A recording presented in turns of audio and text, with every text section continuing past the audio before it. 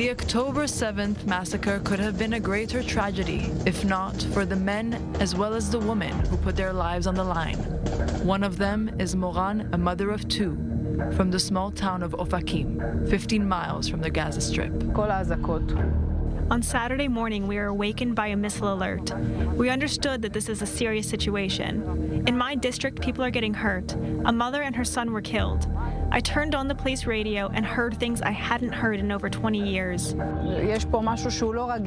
Moran, a staff officer in the Israeli police, was hearing her co-workers battling the terrorists that entered Israel, many of them targeting the Nova festival being held just by the Gaza border. She rushed to the closest battle location. It was all of 250 yards from her home. Police were already there, but she took command. I ran inside. I see cops here and there.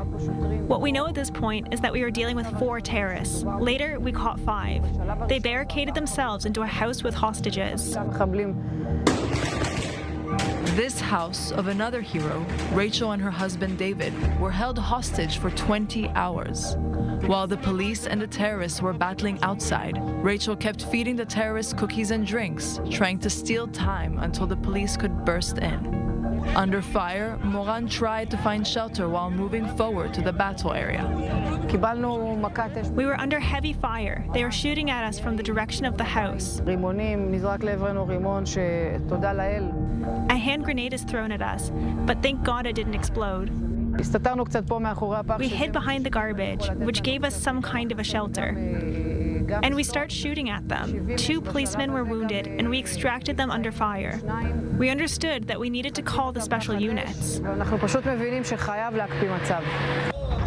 At this point, the district commander arrived. Moran updated him on the situation. They decided to stabilize the situation until additional forces would arrive to negotiate with the terrorists. But Moran's job was not over yet. A civilian reached me and told me that in the next street there are more terrorists. At this point I smiled. I said, okay, show me some pictures. I couldn't believe there were more terrorists.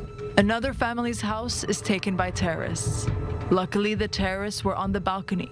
But inside the home, a mother, father, and their 2 children were hiding in a locked room with a kitchen knife.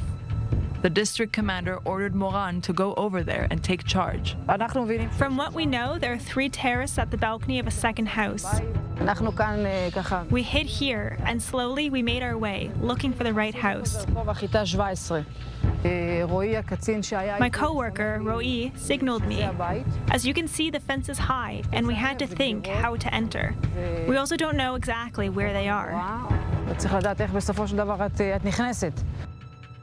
While the force led by Moran entered the house's balcony, the terrorists hid at the back inside a small structure. As she realizes the gravity of the situation, she makes a phone call. I stopped to make a phone call to my kids. I told them to take care of themselves, that I love them, and that God is great. I just had that need. Policemen started to surround the house, positioning themselves on the roofs of the neighboring homes. The point was to flash out the terrorist location, since it was still quiet. I instructed one of the cops to shoot. Before giving the order to shoot, they got the family out. Now the terrorists fired back and Moran was wounded, but she kept fighting.